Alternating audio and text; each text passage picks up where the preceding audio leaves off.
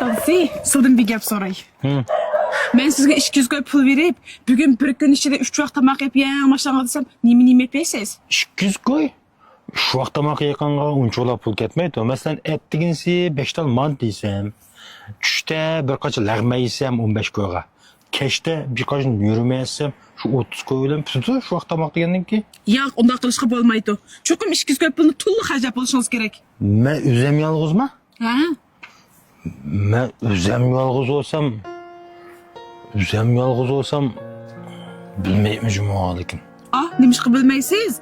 Bozorda shunday yaqin esil narsa tursa, nima ep yig'ingizga shuni yeysiz bo'ldi emasmi?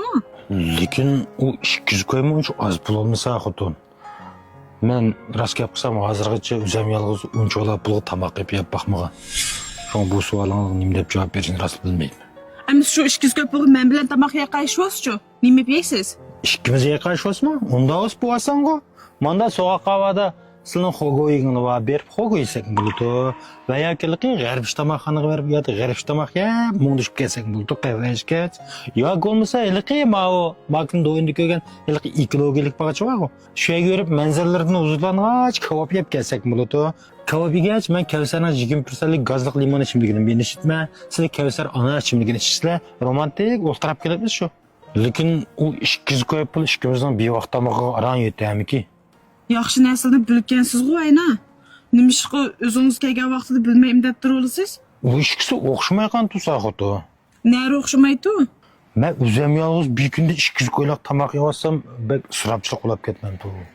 Lekin men bilan tamoq yaqin bo'lib qolsangiz cho'lsam, bir vaqt tamoqimga yetmagan-ku 200 koy.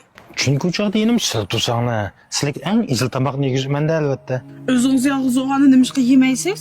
Siz biror kishining o'zi yolg'iz ashunda alayet tamoq yeganligini ko'rib boqqanmi? Uning ustiga o'zim yolg'iz bir kunlik tamoqimga 200 koy pulni xayrlasam, o'zimni bir xil gunohkordek his qilib qolakanman.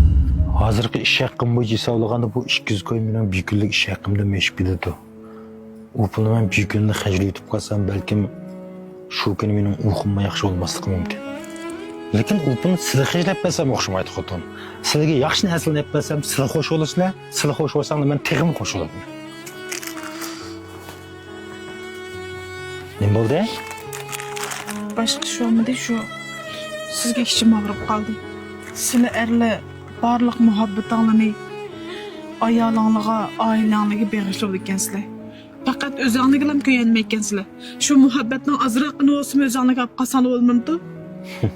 Bizga akish tursa xotin. Biz faqat o'zimizning mas'uliyatini yaxshi ado qila olsaqlar, shuni xo'shallikda olamiz. Haras, siz tunugin xo'goyigin keldi degan-ku. Men 200 koyni xajlab shu xo'goy yetib keldim. Yo'q bo'ldi.